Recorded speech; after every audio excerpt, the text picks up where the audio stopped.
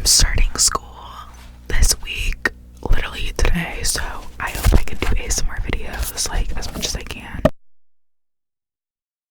I'm about to have to keep burping, but I wanted to post some today because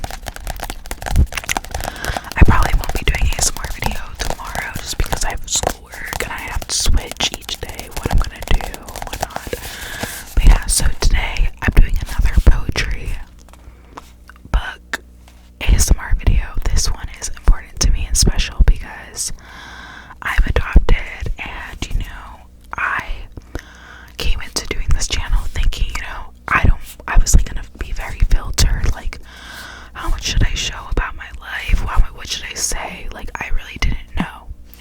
And honestly, I didn't change my mind till like I got about like 400, no, I would say like 400, like I don't know the number, but once I got like a lot more followers on here, I kind of was like, okay, well, people are nice, like they comment nice things, like maybe I can like open up more, and not necessarily have I opened up about adoption, or being adopted, but like I want to progressively open up more because I've always been a very open person.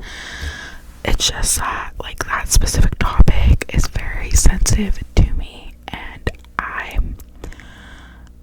adoption is not the easiest thing to talk about because most people have a very black and white way of looking at it. They only see adoption as a good thing, and when someone who's adopted, oh my gosh, my stomach, guys, sorry. So you hear that?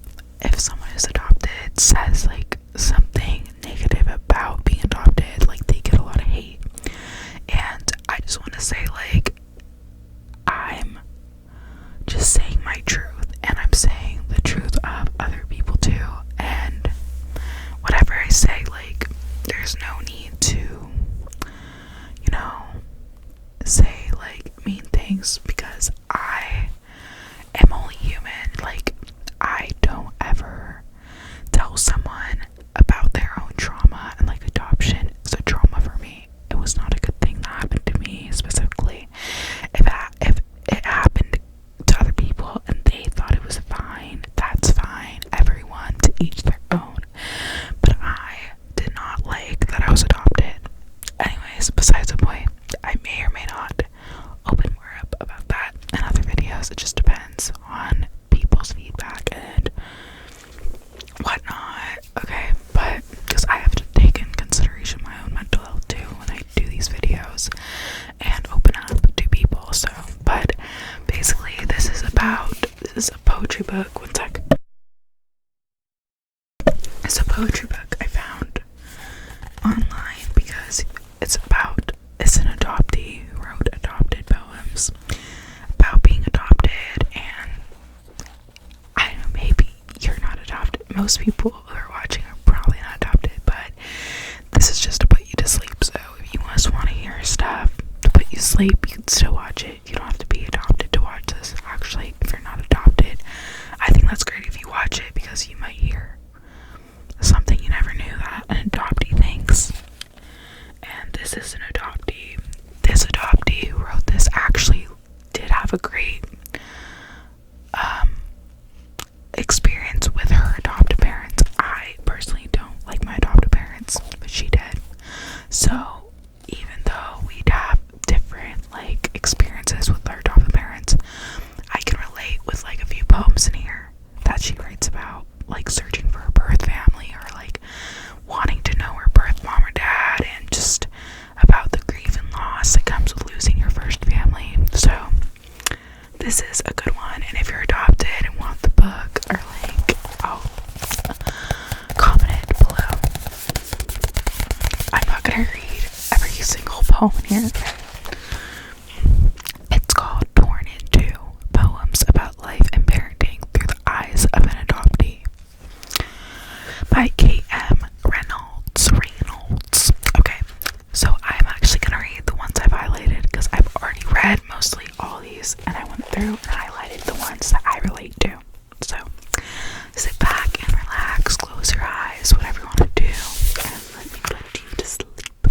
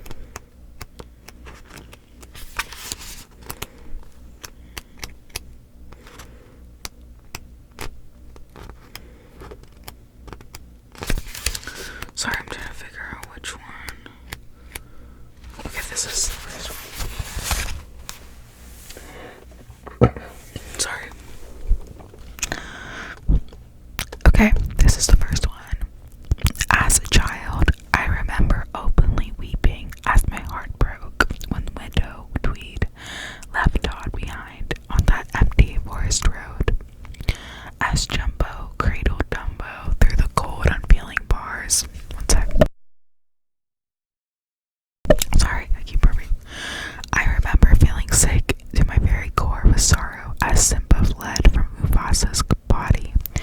Guilt-ridden and afraid as Bambi cried out for its mother, who would never answer back. I remember relating to these animals, crying out for the safety and comfort of the arms of those that loved them, not understanding their sudden departure, and the silence that followed.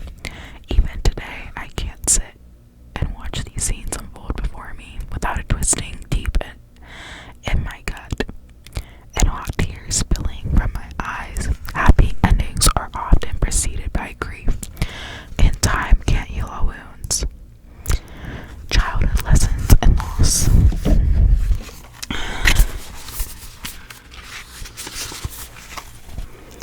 This one is like the most that I like, my favorite one that she wrote that I like relate to. Everyone talks about the rainbows and roses side and ignores the monsters lurking behind the curtain.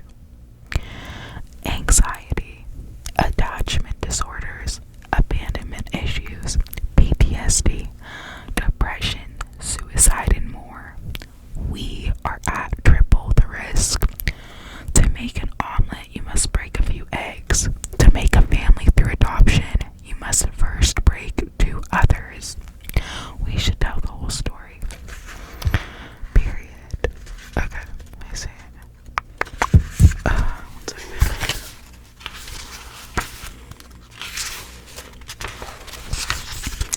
Other baby books showcase round bumps, baby showers, ultrasounds.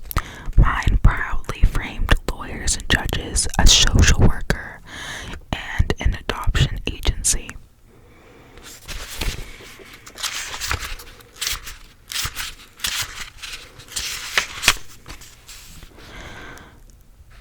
I looked into my child's eyes for the first time, and in that shimmering moment between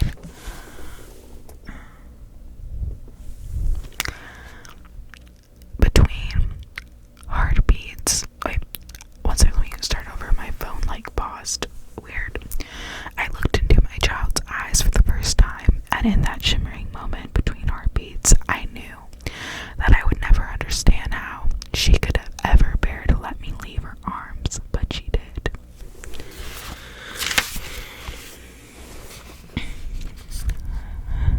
I'll sell you to the circus, I threatened in a thundering voice, bringing squeals of mirth from tiny throats. They know I would never dream of sending them off to live their lives with others instead of me. I teased when they act up, but never in a trillion years could you get me to part with my babies. They are mine forever and always.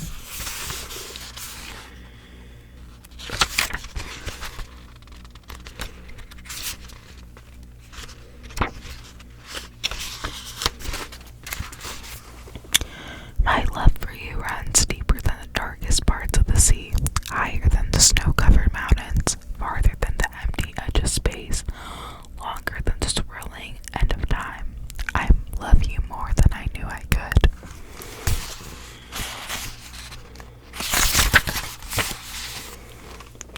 They say trauma gets passed down from mother to child in our DNA. I'm so terribly sorry. My babies saved my life. I don't mean that lightly. Before them, I saw no future for myself in this world. Now I have a higher purpose to love and nurture those that are part of me and grow with them. It's funny how I can love someone so fiercely who is made in my own image, yet hate my own reflection. Maybe someday I will be able to look at myself with the same love that I have for them. I am a work in progress.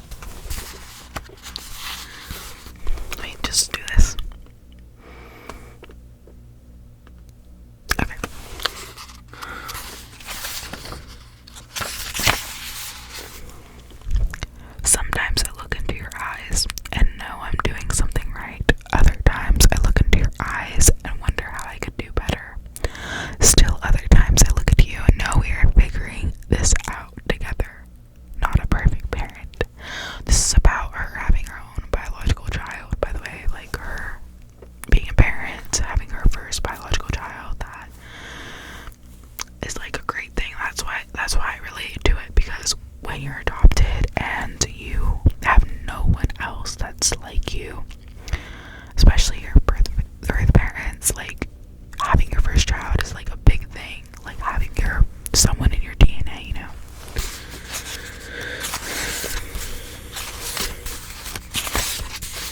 This next like poem is like kind of like about seeking to find your birth parents or choosing not to. For years, I facilitated between seeking knowledge and swimming in ignorance. I was afraid of the pain, but each choice carried its own brand of pain. One for not knowing, one for knowing too much. Would one choice hurt less? It was a true gamble. If I chose knowledge, I couldn't unknow. It's a bell that runs around, reverberates through the time. It shakes your very soul.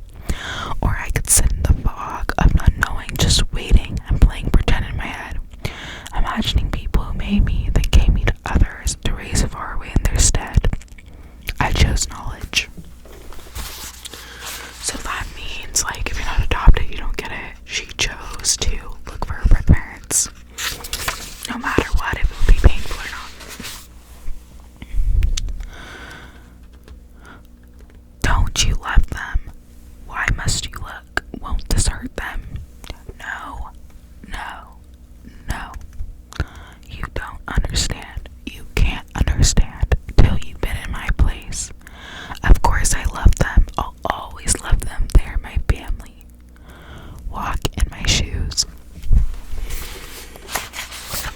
And that was basically about her saying that just because she's looking for her birth parents doesn't make her not love her adopted parents. She still loves her adopted parents, but like she still wants to know her birth parents, and that's okay.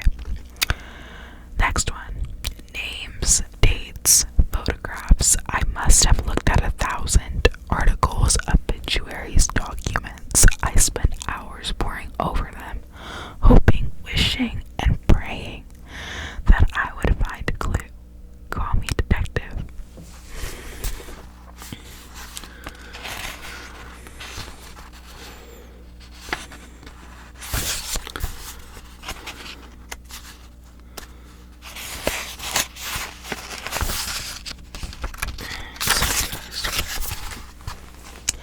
That icy feeling in the pit of my stomach, that sudden drop in my arm to my toes as my fingers hover, then firmly press send.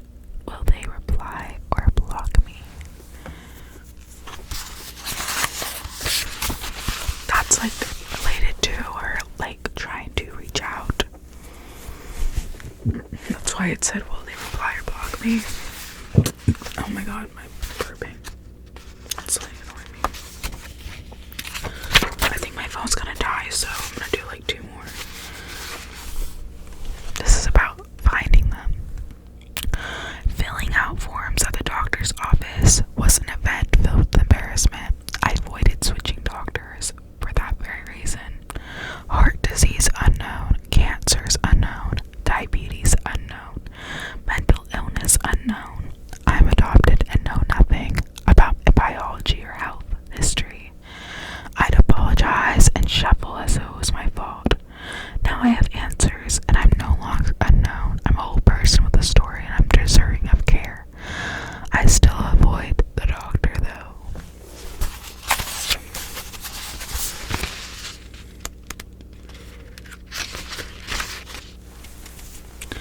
I have learned so much, but I know there are truths I still must uncover.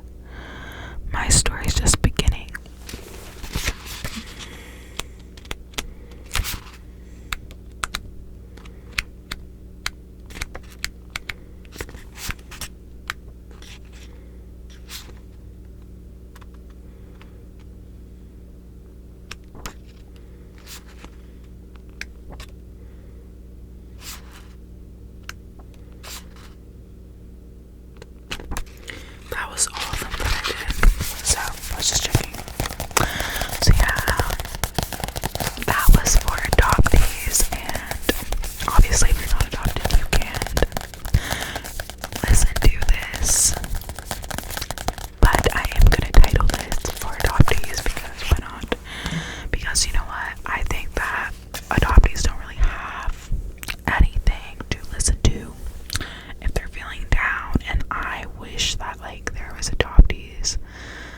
ASMR